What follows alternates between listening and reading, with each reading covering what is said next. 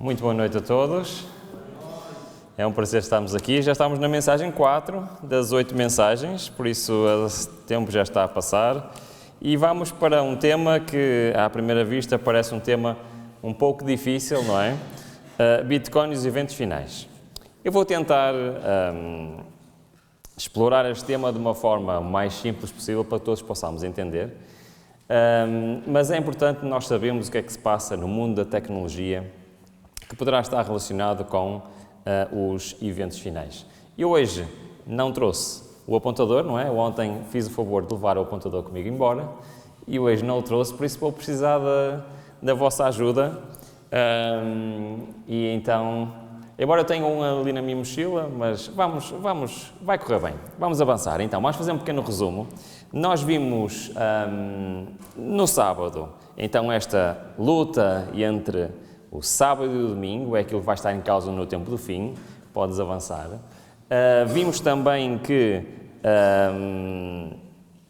em Apocalipse 17, em Ezequiel 21, nos fala de uma sequência de reinos que, por essa sequência, nós conseguimos entender que os Estados Unidos e Roma Papal são as forças, os poderes terrestres que vão, de alguma forma, implementar estas leis. Vimos também no passado que houveram quantas fases das leis dominicais? 5, certo? E a proposta é ver no futuro como é que será, ok? Já vimos que pelo menos 2 delas vão existir, ok? Vimos que a primeira lei dominical, que ela está em Apocalipse 13, 14, e que terá 2 argumentos. E este eu vou perguntar todas as noites. Quais são esses argumentos? Ok. Aquilo que nós vimos na profecia é aquilo que está a acontecer neste preciso momento. Depois temos uma segunda lei dominical, portanto a primeira é o descanso no sábado e a segunda é então o trabalhar... Desculpem, né?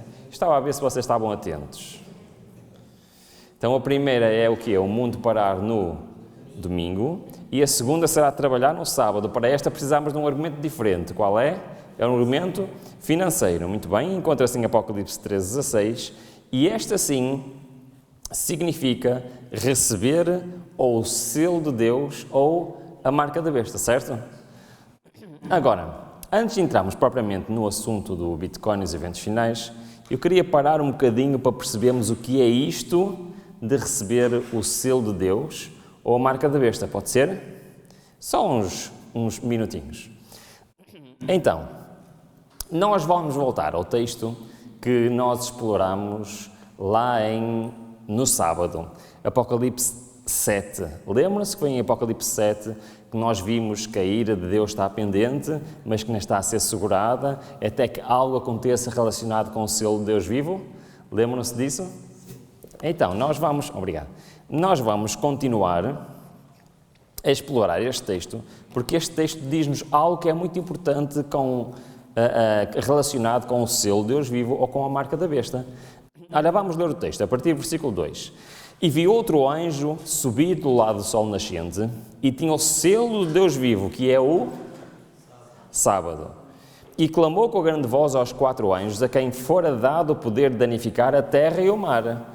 Quando finalmente for derramada sobre esta terra a ira de Deus, que vamos ver, penso, na sexta-feira, então será derramada sobre a terra e o mar, e como vimos, o que é que será apalpado? Lembram-se? As árvores, o povo de Deus, aqueles que confiam no Senhor. Muito bem, continua dizendo, ainda, portanto, isto é agora, não danifiqueis a terra, nem o mar, nem as árvores, até quando? Até que hajamos selado nas suas testas os servos do nosso Deus. E ouvi o número dos selados e eram 144 mil, ok? No sábado vamos falar sobre os 144 mil. Mas o que eu quero destacar é que esta parte que diz o que é? Que não virá a ira de Deus a este mundo até que é acontecer. Até que todos estejam selados. Certo? Ora, o que é que isto significa? Significa que a ira de Deus não pode cair nesta terra enquanto o destino eterno de todas as pessoas que estão neste planeta esteja decidido, certo? Então, nós podemos entender que aquilo que está a acontecer neste momento no céu, que é o que é? O julgamento, está intimamente relacionado com o selamento. Porque olha, pensem comigo, neste momento, quem é que está a ser julgado? Os mortos, certo? Mas em algum momento, antes da vinda de Cristo, os vivos têm que ser julgados também. E o que é que acontece quando uma pessoa viva é julgada? O seu destino eterno está decidido, certo? Já não há volta atrás. Isto é o selamento. Ou estão selados com o selo do Deus vivo, ou seja, estão selados para a vida eterna, ou estão selados com a marca da besta, ou seja, a morte eterna. Então, não pode haver selamento, não pode haver julgamento dos vivos, enquanto não houver o selo de Deus e a marca da besta, certo? Ou seja, nós sabemos que antes da segunda lei dominical não pode ainda haver selamento, ou seja, o julgamento dos vivos. Tem que ser depois, mas nós não sabemos quando. Isto é muito interessante, porquê? Reparem bem, vamos lá ver se isto funciona. Tem que ligar, não é? Ok, isso. Reparem bem, nós, aqui em Apocalipse, capítulo 6, e agora tenho um desafio para vocês. Lembram-se de eu vos ter dito no sábado que os tempos verbais em profecia são muito importantes? Lembram-se disso? Então vamos prestar atenção aos tempos verbais. Apocalipse 6 diz o seguinte: quando ele abriu o quinto selo, vi debaixo do altar as almas daqueles que tinham sido mortos por causa da palavra de Deus e por causa do testemunho que sustentavam. Clamaram em grande voz, dizendo: até quando, ó soberano Senhor, santo e verdadeiro, não julgas, nem vingas o nosso sangue dos que habitam sobre a terra? É claro que isto é um texto simbólico, não é? Literalmente não está nenhum santo debaixo do altar a dizer nada, isto é apenas um simbolismo. Mas o que é que quer dizer? É como se os mártires do passado estão à espera de quê? De justiça para eles, estão à espera do julgamento, certo? E este pedido de julgamento, ou seja, o julgamento aqui em Apocalipse 6, está no passado, presente ou no futuro?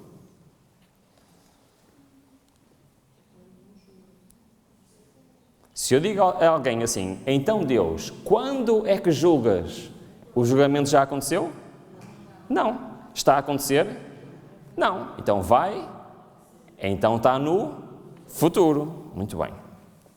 Mas quando nós chegamos em Apocalipse 11, diz o seguinte: na verdade, as nações se enfureceram, chegou, porém, a tua ira e o tempo determinado para serem julgados os mortos. Aqui está no passado, presente ou futuro? Presente. Chegou a altura. Para começar o quê? O julgamento.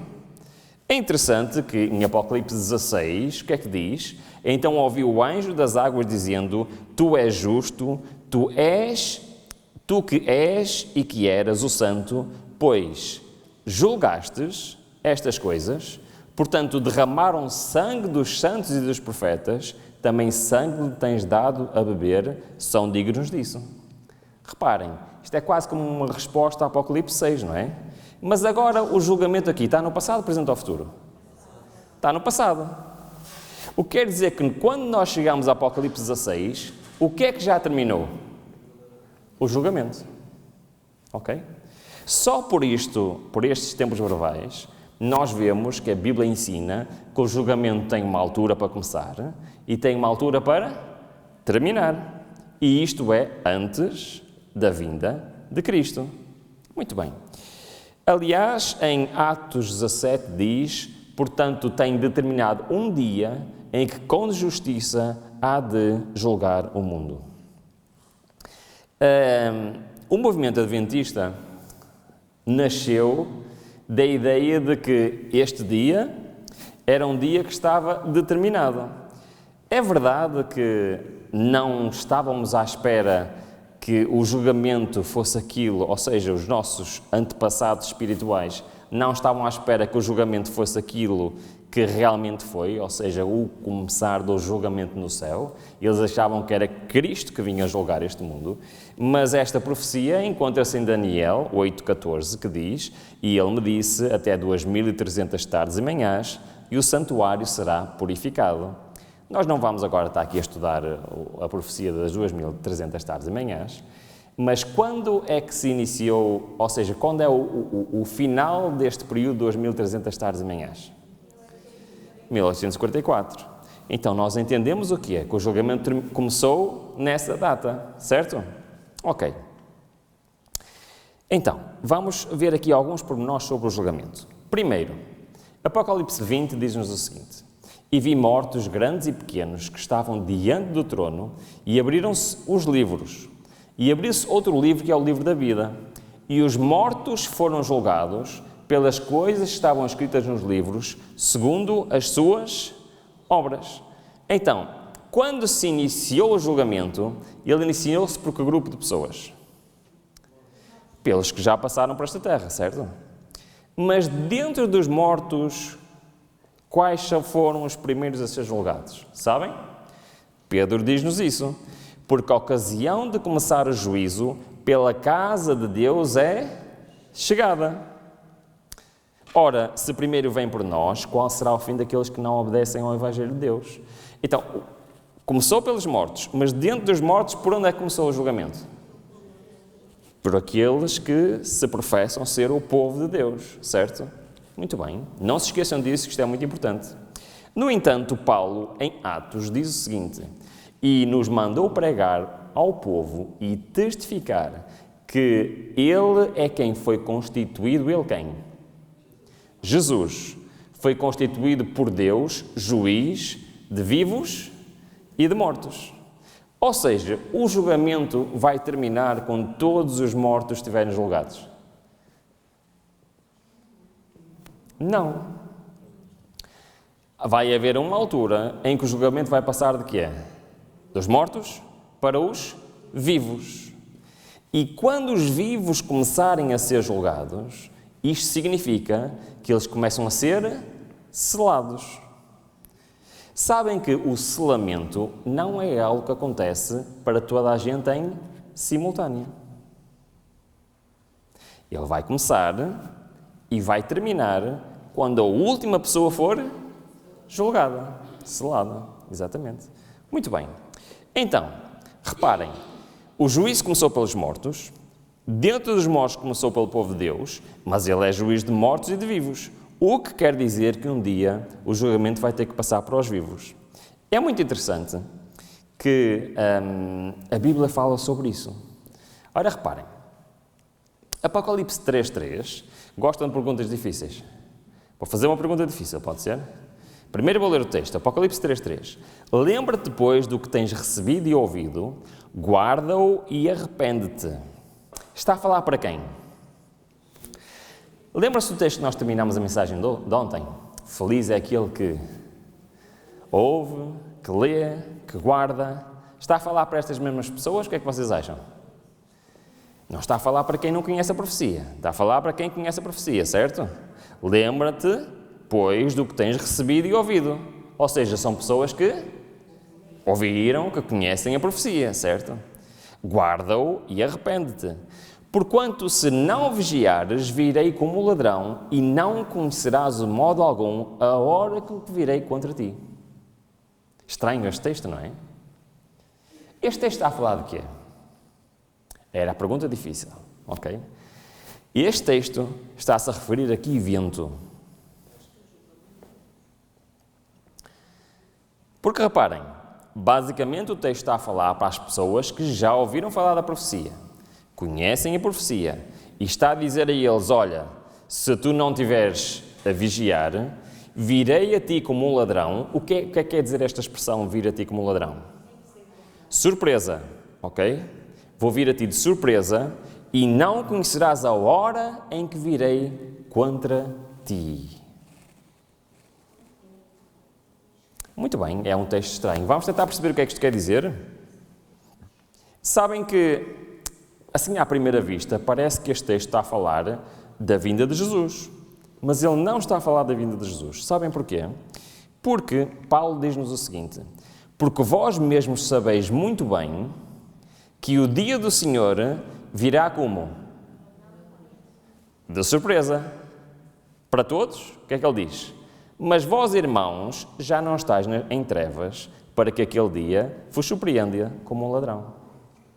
Ou seja, aqueles que conhecem a profecia vão ser surpreendidos pela vinda de Cristo? Não. Vão saber perfeitamente o que está a acontecer. Certo? Então, o texto anterior não se pode estar a referir à segunda vinda de Cristo. E reparem que a terminologia é diferente. Porque quando ele está a falar aqui da vinda do Senhor, fala no quê? No dia do Senhor. Mas no texto anterior não fala no dia do Senhor, fala na hora em que virei sobre ti. Está confuso, não está? Então, porquê que o texto está a dizer isto? Àqueles que conhecem as profecias, ele está a dizer, atenção, se não estiveres atento, eu virei sobre ti, contra ti, que diz o texto, e tu não vais perceber. Não pode ser a segunda vinda, porque quem conhece a profecia não vai ser surpreendido pela segunda vinda. Então, como é que nós sabemos o que é que este texto está a referir? Pela expressão, a hora que virei sobre ti. Esta expressão encontra-se em Apocalipse 12, 7, que diz exatamente o mesmo. O que é que diz? Porque vós mesmos sabeis muito bem que o dia do Senhor virá como o ladrão da noite. Desculpem, não é este o texto, é outro a seguir. Em Apocalipse 12 diz o seguinte: dizendo com grande voz, temei a Deus e dai glória, porque é o que é? Vinda a hora do seu juízo. Então a expressão da hora está relacionada com o quê? Com a vinda de Cristo? Não, com o julgamento. Então o Apocalipse 3.3 está a dizer assim: olha, tu conheces as profecias? Conheces. Então tens que estar atento, porque tu não sabes a hora em que eu te vou julgar. Bom, isto é muito interessante, mas para termos a certeza do que nós estamos aqui a dizer, vamos ler esta citação do Grande Conflito. Diz o seguinte: solenes são as cenas ligadas à obra final da expiação. Momentosos os interesses nela envolvidos. O juízo, ora, se realiza no santuário celestial. Há muitos anos esta obra está em andamento. Breve, ninguém sabe quão breve. Ela passará para quem? Dos mortos para os vivos. Na augusta presença de Deus, nossa vida deve passar por um exame. Atualmente, mais do que em qualquer outro tempo, importa a toda a alma atender à admoestação do Salvador. Vigiai e orai, porque não sabeis quando chegará o tempo. Se não vigiares, virei a ti como um ladrão, e não saberás a que hora virei sobre ti. Virei. Então este texto de Apocalipse 3.3 refere-se a quê? À passagem do julgamento dos mortos para os vivos. E porquê é que isto é relevante? Porque, reparem bem, vamos voltar ao texto. Apocalipse 12.7, primeira mensagem angélica. Esta mensagem já foi pregada, sim ou não? Já. E ela foi pregada antes de começar o quê? O julgamento. Agora, eu tenho uma pergunta simples. A mensagem dos 3 anjos vai ser novamente pregada a todo mundo, sim ou não? Nós vamos falar sobre isso. Vamos falar um bocadinho sobre isso. Então imaginem, vamos pregar outra vez a primeira mensagem angélica, certo? Ora, vamos ler. Temei a Deus e dai glória. Está certo? Depois, porque é vinda a hora do seu juízo. Mas o julgamento já começou em 1844. Pois é. Esta mensagem vai ser pregada outra vez. Porquê? Porque se aproxima o julgamento dos vivos. E nós temos de ter a noção disto. Sabem porquê? Lembram-se de eu vos dizer que o tempo de preparação é hoje? Lembra-se, lemos em Sofonias, capítulo 2, temos de nos preparar quando? Antes que saia o decreto? Sabem porquê? Porque quando o julgamento dos vivos começar, vai começar por quem? Pela casa de Deus. Por quem conhece as profecias. Não há segunda oportunidade. Quem não conhece terá uma segunda oportunidade ainda? Sim. Porque a pregação final do Evangelho vai trazer os trabalhadores da hora 1/10. E eles vão se juntar. Mas aqueles que conhecem profecia, irmãos, têm que estar prontos agora. Porque depois será tarde demais. Por isso é que o Senhor em Apocalipse 3:3 diz: se não vigiares, virei a ti como ladrão, e não saberás a hora em que virei sobre ti. Não saberás a hora do teu julgamento. Isto é uma das consequências das leis dominicais. Quando a segunda lei dominical estiver promulgada, nós sabemos que mais tarde ou mais cedo o que é que vai começar lá no céu? O julgamento dos vivos. E aquilo que nós decidimos na terra vai ser influenciado no céu. Se eu optar por cumprir com a lei do Senhor, estar do lado dele, independentemente das consequências, com que é que eu vou ser selado? Com o selo de Deus vivo. Mas se eu, mesmo sabendo a verdade, se eu ceder, serei selado com a marca da besta. Muito bem, vamos agora ao tema 2, está bem? Isto foi só uma pequena introdução, que já durou quase metade do tempo, por isso vou ter que acelerar. Mas é uma parte importante da cronologia dos eventos finais. Então nós ficamos a saber que o julgamento dos vivos irá começar a seguir. A seguir não sabemos quando, está bem? Não quer dizer que comece logo a seguir, mas a qual altura poderá começar. E por isso nós temos de estar preparados. Continua então o nosso estudo, Apocalipse 13, e vamos entrar no tema de hoje. Diz o seguinte: terceira lei dominical. E faz com que todos, pequenos e grandes, ricos e pobres, livres e servos, lhes seja posto um sinal na sua mão direita ou nas suas testas. Está a falar da segunda lei dominical. E vem, qual é a consequência disto? Capítulo 17, versículo 17. Para que ninguém possa comprar ou vender, senão aquele que tiver o sinal, ou o nome da besta, ou o número do seu nome. Então, qual é a terceira lei dominical que vem em consequência à segunda? É a lei de não podemos comprar nem vender. Então, esta terceira lei encontra-se em Apocalipse 13:17 e significa controle total sobre as pessoas, ao ponto de conseguirem controlar o que elas podem comprar e o que elas podem vender. Então, agora nós percebemos que o povo de Deus vai ter que ter o quê? Para poder sobreviver? Sustento próprio. Nós sabemos o que é que implica não poder comprar ou vender. O que é que implica? Vamos lá, vamos puxar pela nossa imaginação. Não é pela nossa imaginação, pela nossa mente. O que é que significa não poder comprar e vender? Não posso comprar produtos, nem posso comprar serviços, certo? Por isso não posso ir ao supermercado comprar alimentos, não posso ir à farmácia comprar medicamentos, não posso ir ao hospital, não posso ir ao médico, nem ao dentista, não posso ter serviços, ou seja, não posso ter luz pública, não posso ter água, não posso ter internet, não posso ter telefones. Preciso continuar? Já perceberam a ideia, não perceberam? Ou seja, quando chegar a esta altura, precisamos de ter o quê? Completa autonomia para sobrevivência. Por isso é que a primeira lei dominical, apesar de não afetar o povo de Deus, é um sinal. Olha, aproxima-se o dia em que tens de quê? Que te sustentar a ti próprio. E por isso é a tua última oportunidade, porque acham que isto é possível numa grande cidade? Não, é impossível. E por isso o Senhor nos dá os seus alertas. Ora, eu conheço esta profecia há muito tempo, e permitem-me só ler aqui do Testemunhos Seletos, Tempo virá que de modo algum poderemos vender, logo sairá o decreto proibindo os homens de comprar ou vender a qualquer pessoa, senão os que tenham o sinal da besta. Sabem que esta profecia sempre fez muita confusão. Sempre me fez muita confusão. E porquê que me fez muita confusão? Porque eu não entendia como é que era possível executar esta profecia.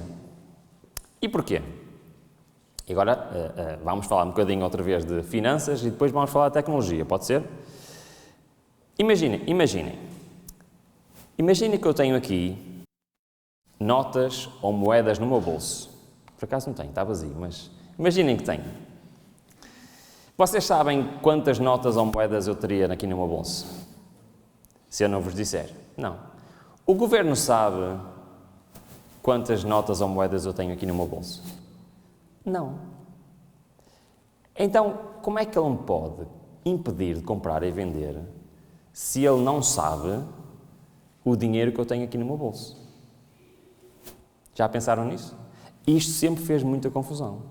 Como é que esta profecia se vai cumprir se o dinheiro tem uma característica muito importante? Sabem qual é a característica do dinheiro que é muito importante? Eu vou dar um exemplo. Quando eu tinha a minha empresa, um dia eu estava lá no meu escritório e o comercial chamou-me ao balcão. Estava lá um cliente que me conhecia, queria falar comigo. E eu desci ao balcão, fui lá, cumprimentei o senhor, era alguém que conhecia, e a pessoa disse-me assim, olha, há alguma possibilidade de me venderes um computador sem fatura? E eu disse, não há possibilidade, nós cumprimos a lei, só vendemos com fatura. Sabem o que é que ele me disse a seguir? Olha, mas não há problema, porque eu pago em...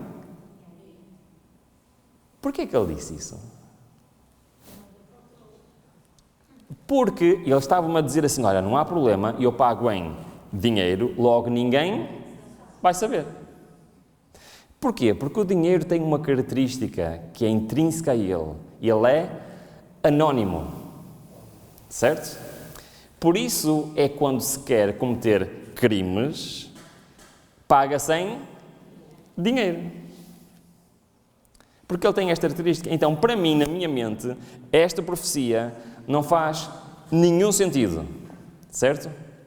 Só que, e permitem-me contar só muito rapidamente, sabem que eu aprendi a programar quando tinha 10 anos. Ok? Sempre gostei muito de computadores, a minha vida foi uma vida de informático. Quando eu fui estudar Engenharia Informática, para mim as cadeiras de programação era uma coisa simples, não é? Porque há algo que eu sempre gostei e sempre fez parte da minha vida. Mas ao mesmo tempo, quando eu fui estudar, eu comecei a ter a minha própria empresa, ok? Eu tive uma empresa durante 25 anos. E por isso eu aprendi e tentei implementar na minha vida, desde os meus 19 anos, a ser um investidor, ok? Desde os 19 anos, todo o dinheiro que me sobra ao fim do mês, eu invisto. Perceberam? Ok. Só que eu nunca invisto em nada que eu não conheça profundamente, certo? Por isso eu estudo sempre tudo aquilo que eu invisto. Ok. Então, cruzou-se no meu caminho, já há muitos anos atrás, uma coisa chamada de Bitcoin. O que me levou a estudar profundamente o que aquilo era. E eu, como programador, fiquei muito surpreendido com aquilo que era. Ok? Já vou explicar porquê. Depois, em 2016, um pouco antes, eu fui estudar teologia. Ok? E a parte de teologia que mais me fascinou e que se calhar que eu mais estudei foi a parte das profecias, ok? Então, houve uma altura em que se juntou o meu conhecimento de profecia com o meu conhecimento de programador, com o meu conhecimento de investidor e deu nesta mensagem, está bem? É só para dar-vos um contexto, porque é que eu estou a falar disto. E porquê é que eu vou falar disso? Já perceberam qual era o meu dilema, certo? Como é que é possível o governo impedir-me de comprar e vender se o dinheiro é anónimo? Ok. Então eu vou falar um bocadinho de uma tecnologia que começou há bem pouco tempo, há cerca de uns 14 anos. E essa tecnologia é o Bitcoin. Eu vou só falar, ali está as características principais do Bitcoin, mas eu vou ler este texto para ver se resume um bocadinho. Bitcoin é uma criptomoeda descentralizada e de código aberto para transações financeiras de ponto a ponto sem intermediário. É considerada a primeira moeda digital mundial descentralizada, constituindo um sistema económico alternativo e responsável pelo ressurgimento do sistema bancário livre. As transações financeiras sem intermediários são verificadas por todos os usuários ou nós da rede, sendo gravadas em um tipo de banco de dados distribuído chamado blockchain. Agora, pergunta, quem já ouviu falar do Bitcoin? Ok, muitas pessoas já ouvem falar. Quem já ouviu falar de blockchain? Ok, menos. Quem sabe o que é o Bitcoin? Muito bem. Quem sabe o que é blockchain? Ok, muito bem. Temos duas pessoas. Então, preciso explicar para todos perceberem, está bem? Então, a grande inovação do Bitcoin foi a sua tecnologia chamada blockchain, que era uma tecnologia que, quando eu estudava engenharia informática, ok, diziam que era impossível. Perceberam? Porque é uma base de dados distribuída. Já vou explicar, está bem? Não se assustem com os nomes, que o princípio é simples. Durante vários e vários anos, durante várias décadas, era o sonho de qualquer programador ter uma base de dados distribuída, mas pensava-se que era impossível. E eu vou explicar porquê. Então, quem é que se lembra disto? Alguém sabe o que é isto? Eu nasci em 1979, ok? E lembro-me perfeitamente, nos anos 80, o meu tio tem uma empresa e eu ia lá, o meu pai trabalhava lá, eu ia lá muitas vezes para o escritório, estava lá à espera do meu pai e chegava um cliente, certo? Queria fazer uma compra e era necessário consultar a conta corrente do cliente. Sabem como é que se fazia isto nos anos 80? Ia-se a um armário, não é? Perguntavam o nome, como é que se chama o cliente? Chama-se Carlos. Então ia à letra C, não é? Puxava a gaveta com a letra C, procurava os fecheiros, e isso é que eram fecheiros, não é? Tirava um fecheiro, abria e estava lá a conta corrente do cliente Carlos. E ele então ia ver se ele podia fazer a compra ou não. Era assim que acontecia ou não? Era assim as bases de dados. Perceberam que é uma base de dados? Isto é uma base de dados. É que tem informação de um cliente, ou seja o que for. Simplesmente a informação que está organizada. Ora, isto é seguro ou inseguro? O que é que vocês acham?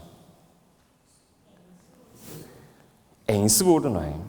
Ora, pensemos, imaginemos que na hora do almoço não está lá ninguém e vem um funcionário maroto, não é? E pega na ficha do Sr. Carlos e vai lá escrever que afinal ele não deve nada. É um problema para a empresa, não é? E é muito difícil de descobrir. Pois, e imaginem que há um incêndio naquele edifício. O que é que acontece toda a base de dados? E agora temos um outro problema. Imagina que está um vendedor que vai à empresa de um cliente e precisa de consultar a base de dados. O que é que ele tem que fazer? Tem que ir à empresa, consultar os dados e depois voltar. Isto era ineficiente, mas era a maneira que se tinha de fazer as coisas. Ora, nos anos 80 inventaram os computadores, a internet. Hoje em dia alguém usa este tipo de base de dados? Quase ninguém, não é? Porquê? Porque é muito mais eficiente ter uma base de dados que está ligada à internet, certo? Então o que é que acontece?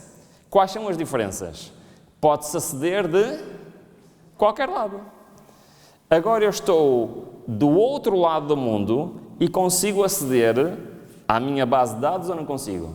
Sim, consigo faturar, consigo fazer vendas, consigo fazer notas de crédito, tudo. Isto tem muitas vantagens ou não? Tem tantas vantagens que todas as empresas, ou quase todas as empresas, usam este sistema. Perceberam? Mas isto é 100% seguro? Não é. Porquê? Porque pode um funcionário maroto, não é? Ir ali ao computador sem ninguém ver e mudar a ficha do cliente Carlos, ou não pode? Pode. Ou mesmo alguém que consegue hackear o computador, do outro lado do Atlântico, consegue chegar lá e mudar os dados da minha base de dados, não consegue? Pois é. Apesar de ser uma grande inovação, ela não é 100% segura. Mesmo havendo um incêndio, o que é que pode acontecer? Perder toda a base de dados. Muito bem, por isso é que os informáticos sonhavam em ter uma base de dados distribuída, ou seja, ela não está num local, mas está em vários locais ao mesmo tempo. Perceberam o conceito? Ok. E o que é que acontece se um local for destruído ou for comprometido? Não há problema nenhum, porque está em todos os outros locais. Perceberam? Muito bem, isto é uma base de dados distribuída. Ora, os informáticos achavam que isto era impossível, porque não havia nenhuma maneira de garantir que todas as bases de dados tinham exatamente a mesma informação. E isto é a grande descoberta que o Bitcoin nos trouxe. Uma base de dados distribuída, que está sempre igual e que é inviolável e que é, até hoje, infalível. Perceberam? Funciona há 14 anos, sem nunca ter dado nenhum erro, sem nunca ninguém ter conseguido fazer nenhuma adulteração, porque é uma base distribuída, encriptada. Ok, o conceito básico, perceberam? Sim? Sim ou não? Alguém que precisa de uma explicação adicional? Perceberam que é uma base de dados distribuída? A informação está em vários sítios, então não se consegue destruir a informação, porque a não ser que se destrua toda a internet, ok? De resto, não há outra maneira. Ok, então estamos prontos. Então, isto é uma base de dados distribuída. Então, agora vamos esquecer o Bitcoin, ok? Que ele não entra na conversa. A conversa agora é com a tecnologia chamada de blockchain, ou em português, cadeia de dados, que é o nome dado à base de dados distribuída. Então, inicialmente, os governos mundiais opunham-se a este tipo de tecnologia, e especialmente ao Bitcoin, porque achavam que era uma ameaça para o sistema financeiro. No entanto, quando eles perceberam o que é uma base de dados distribuída, eles pensaram assim, espera lá, isto afinal pode dar muito jeito, ok? Então vamos ler. Eu já expliquei isto, portanto, o blockchain é uma base de dados distribuída que guarda lá a informação e ela é vista como a principal inovação tecnológica do Bitcoin, visto que é a prova de todas as transações na rede. Seu projeto original tem servido de inspiração para o surgimento de novas criptomoedas e de bancos de dados distribuídos. Hoje em dia existem muitas, mas qual é a principal característica? É descentralizada, é segura, é transparente, permite ser auditada, é eficiente, permite redução de custos, permite confiança e integridade e e é uma melhoria na gestão de dados. Ou seja, nos próximos anos, nós vamos ver a mesma transição que houve das bases de dados dos armários para as bases de dados informáticas. Agora as bases de dados vão passar a ser o quê? Distribuídas, ok? Que é uma tecnologia superior. Muito bem. Só que existe uma característica que faz deste tipo de tecnologia uma tecnologia que os governos, afinal, querem adotar, que é o seu potencial de inovação. Ou seja, permite programar ações automáticas, ok? Vou tentar explicar o que é isto. Imaginem que numa base de dados distribuída temos o registro das propriedades das habitações. Pode ser? Isto é uma base de dados que existe atualmente, sim ou não? Antigamente estava escrita lá nos livros das juntas de freguesia ou das câmaras, agora está digitalmente, nós podemos até aceder pela caderneta predial, mas imagina que agora vamos pôr isto na blockchain, ok? O que é que isto permite fazer? Permite fazer transações automáticas. Eu vou dar um exemplo. eu quero comprar uma casa. Quantos intermediários eu preciso? Preciso de um notário, no mínimo, e de um banco, certo? O que é que o banco garante? Garante que o dinheiro passa de mim para o vendedor e o notário garante que o título de registro passa do vendedor para mim, certo? Por que é que eu não faço isto diretamente com o vendedor? Porque estava a arriscar e eu dar o dinheiro e não receber o quê? A propriedade. Ou vice-versa. Estão a perceber? Então precisamos de intermediários para garantir a transação. Ora, na blockchain nós não precisamos.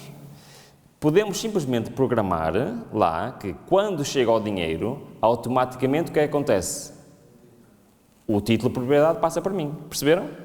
Ou seja, permite transações automáticas, com regras pré-definidas. Isto chama-se potencial de inovação. Ora, isto chamou a atenção dos governos. Porquê? Porque a natureza descentralizada e programável do blockchain abre possibilidades para novas aplicações, para contratos inteligentes e para aplicações descentralizadas. E também há possibilidade para algo que os bancos centrais acharam que era uma boa ideia. E agora vou fazer uma pergunta. Vamos lá ver. Quem já ouviu falar das CBDCs? Temos um. Muito bem. Isto é muito interessante porque é assim.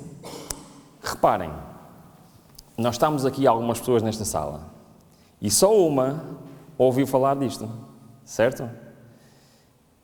No entanto, isto é um assunto muito importante. Sabem porquê? Porque isto é um assunto que vai mudar a nossa vida radicalmente. Ora, primeiro, o que é uma CBDC? É uma moeda digital do Banco Central. É a forma digital ou eletrónica da moeda fiduciária. Ontem falámos o que era uma moeda fiduciária, estabelecida como dinheiro através da regulação de um governo, lei ou autoridade monetária. O atual conceito desta moeda foi diretamente inspirado por quem?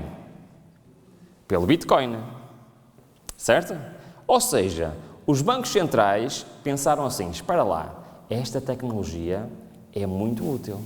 Se nós pudermos fazer com que o nosso dinheiro, o nosso euro, o nosso dólar, o nosso real, esteja a funcionar numa base de dados distribuída, vai ser o dinheiro perfeito. E agora perguntam-me porquê é que é o dinheiro perfeito. Aliás, deixem-me só acabar de ler o texto. A principal diferença entre as CBDCs e as moedas virtuais que já existem são a sua emissão. Criptomoedas comumente não são emitidas nem controladas pelo governo, são descentralizadas. Obviamente, as moedas digitais de bancos centrais são centralizadas no Banco Central do país, como o nome sugere. Não sei se vocês perceberam o que é uma CBDC. É uma moeda emitida pelo um país, mas que funciona numa base de dados distribuída. Perceberam? Ok. Agora, quais são as consequências de termos um dinheiro numa base de dados distribuída? E vou enumerar alguns, está bem? E esse dinheiro não pode ser roubado.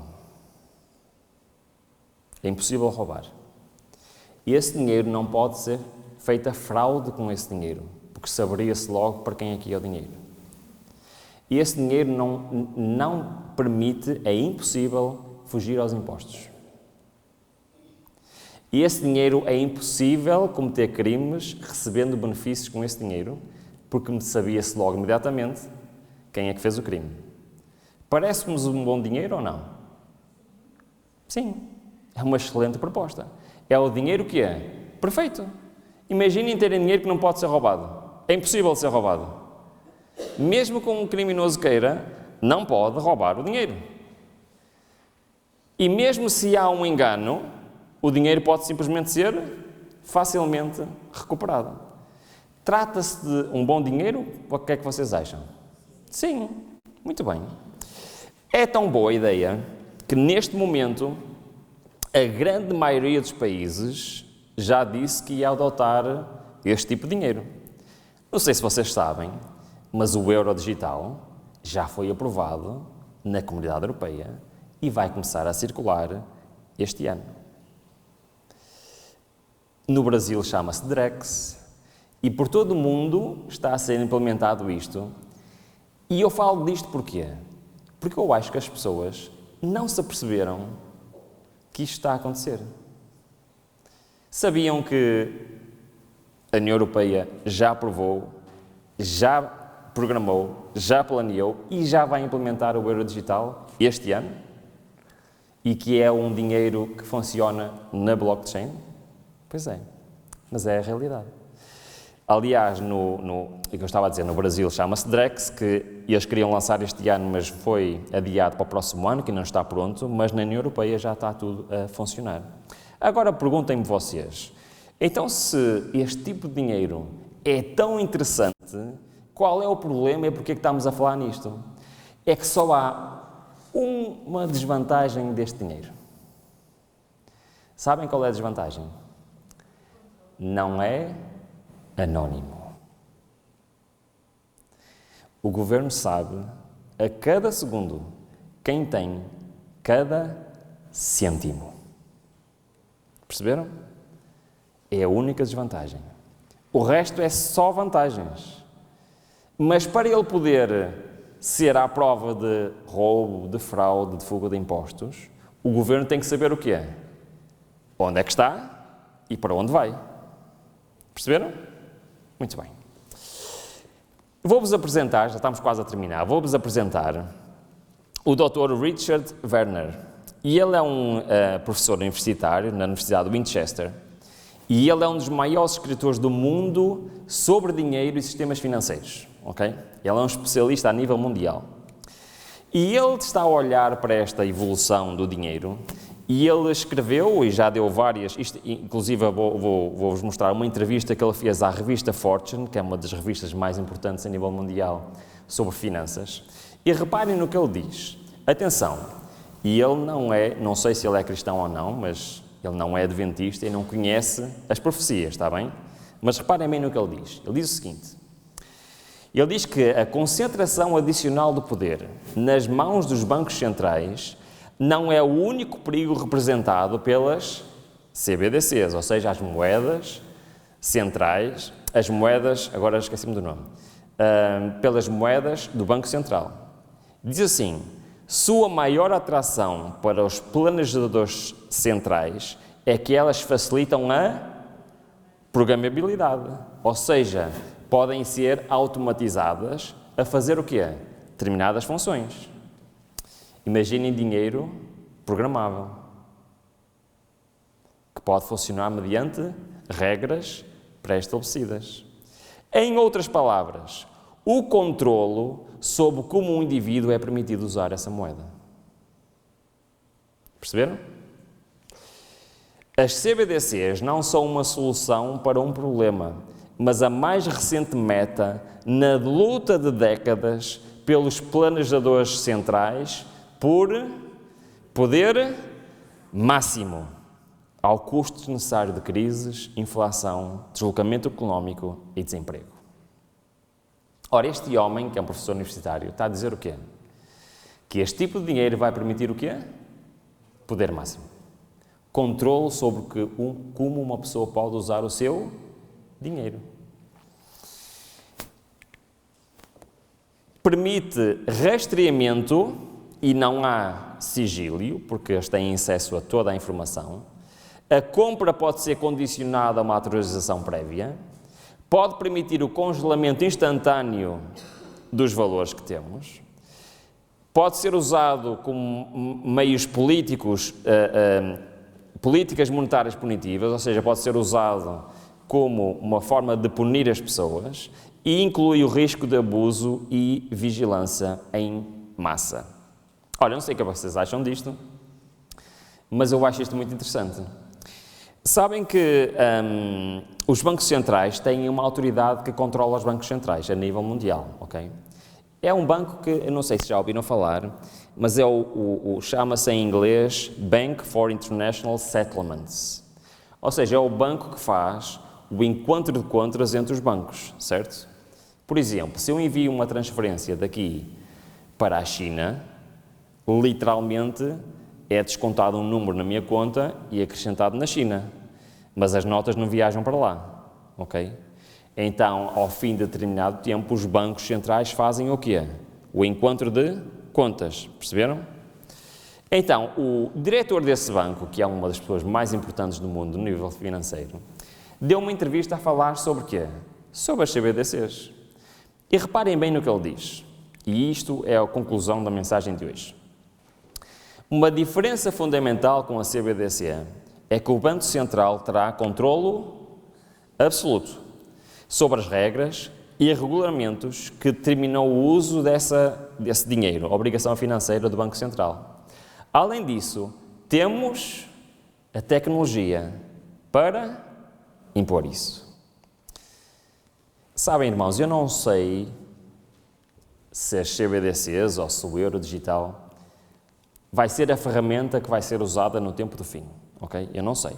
Eu não estou a dizer que é isto que vai acontecer.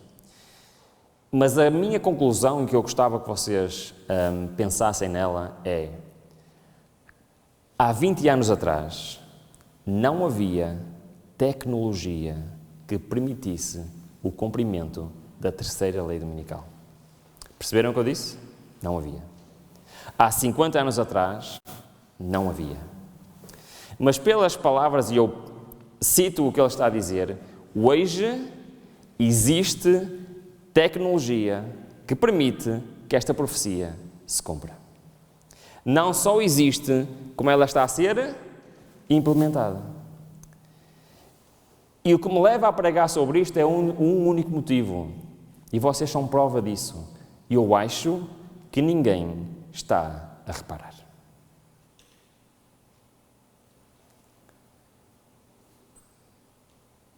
E eu vou dizer mais uma vez, eu não sei se é esta tecnologia ou se não vem outra mais avançada, mas eu posso vos dizer com toda a certeza, hoje já existe uma tecnologia que permite que isto aconteça.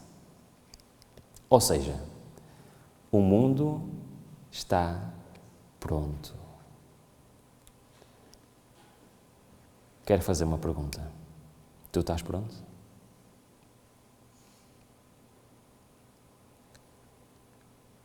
É a mesma conclusão que nós vamos tirar todas as noites. O mundo está pronto. Será que eu me estou a perceber disso? Será que eu vejo aquilo que está a acontecer à minha volta? Será que eu percebo as movimentações que se passam? Será que eu percebo que as profecias da Bíblia estão-se a cumprir perante os meus olhos? Já não é a altura de brincarmos aos cristãos.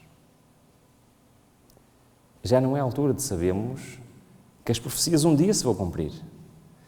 Nós vivemos numa época incrível da profecia bíblica, em que as profecias estão a deixar o futuro e estão a entrar no presente. O meu apelo para mim e para vocês, se calhar está na altura de nós pensarmos se estamos prontos para aquilo que vai acontecer. Que o Senhor nos abençoe.